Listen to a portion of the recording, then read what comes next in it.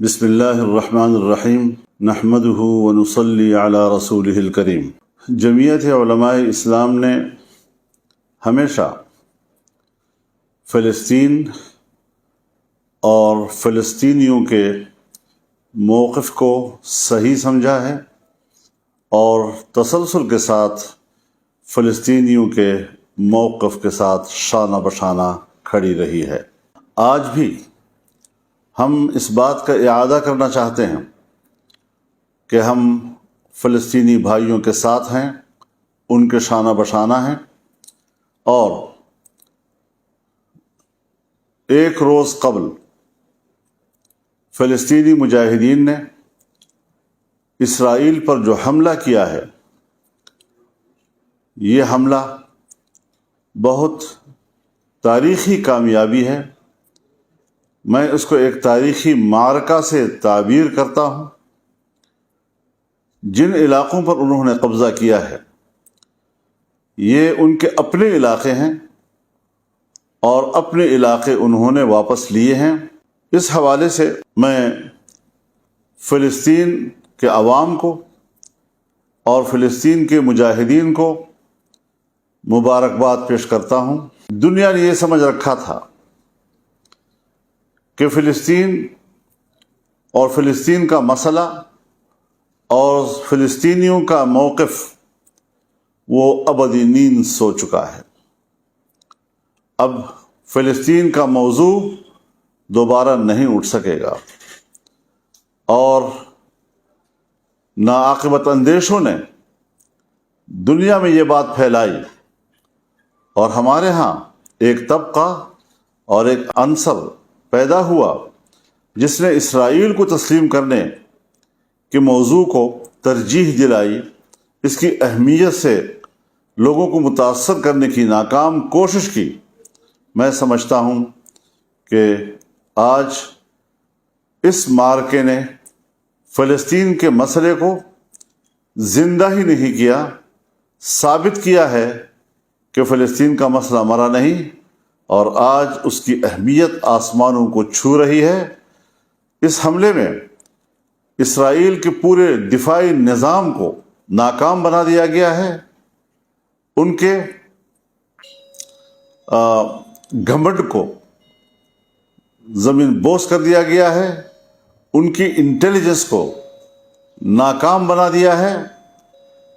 یہ حقیقت تسلیم کر لینی چاہیے دنیا کو کہ اسرائیل کوئی قوت نہیں، اسے بڑا چڑھا کر پیش کیا جا رہا ہے، اور اس قوت کو جس انداز سے بڑھا کر پیش کیا جا رہا ہے یہ انصاف کے تقاضے پورے نہیں کر رہا ہے۔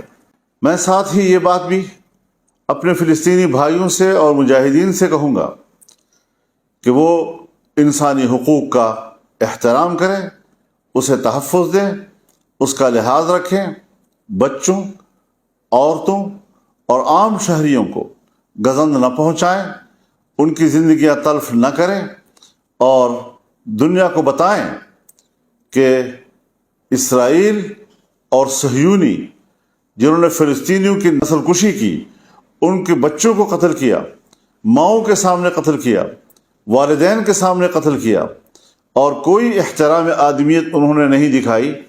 آج ہمیں اس کے بدلے میں یہ ثابت کرنا چاہیے کہ اسلام اور مسلمان کس طرح انسانی حقوق کا تحفظ کرتا ہے۔ اس حوالے سے ہم ضرور فلسطینیوں سے یہ اپیل کریں گے کہ وہ ان انسانی حقوق کے تحفظ میں بھرپور کردار ادا کریں۔ میں یہ بھی کہنا چاہتا ہوں کہ اقوام متحدہ بھی اپنا فرض پورا کرے، 1967 کی قراردادوں پر عمل درآمد کرائے، بیت المقدس کو مسلمانوں کے حوالے کرے، اور اس کو فلسطین کا دارالخلافہ تسلیم کرے۔ ہم اس حوالے سے جو بھی اپنا موقف رکھتے ہیں، اس حوالے سے ہم ایک OIC کا بھرپور اور فوری اجلاس بلانے کا مطالبہ کرتے ہیں۔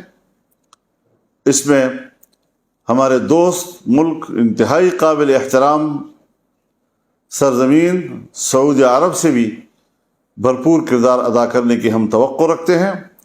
वो फौरी तौर पर OIC का इजलास बुलाए, पाकिस्तान की गवर्नमेंट वो फौरी तौर पर इस हवाले से किरदार अदा करे, ताकि इस्लामी दुनिया बैठकर इन नए मारूजी सूरत हाल को सामने रखते हुए एक नए ज़ाविया नज़र के साथ अपने मौक़िफ़ का तयन करे और मशरिक़ वस्ता में अमन के क़याम को यकीनी बनाने के लिए मनसूबाबंदी करे।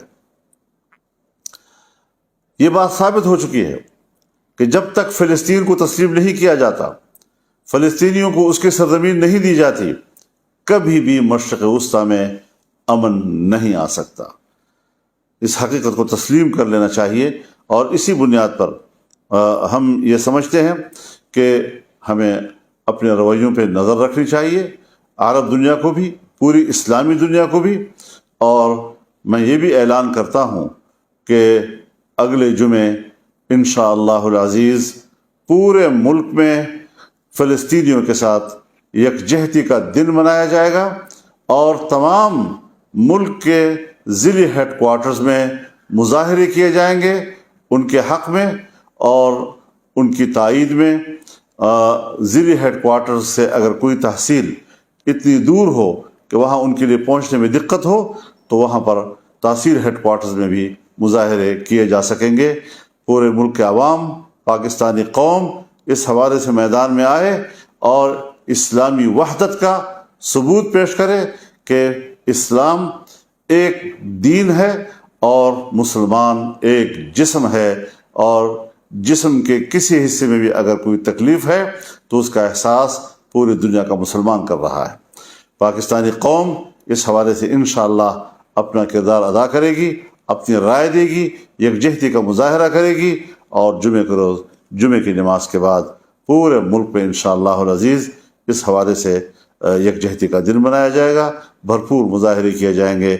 मैं इस हवाले से पूरी कौम से अपील करता हूँ कि यकजहती की इस दिन को भरपूर तौर पर कामयाब बनाए। बहुत बहुत शुक्रिया। व आखिर दावाना अनिल हम्दुलिल्लाहि रब्बिल आलमीन।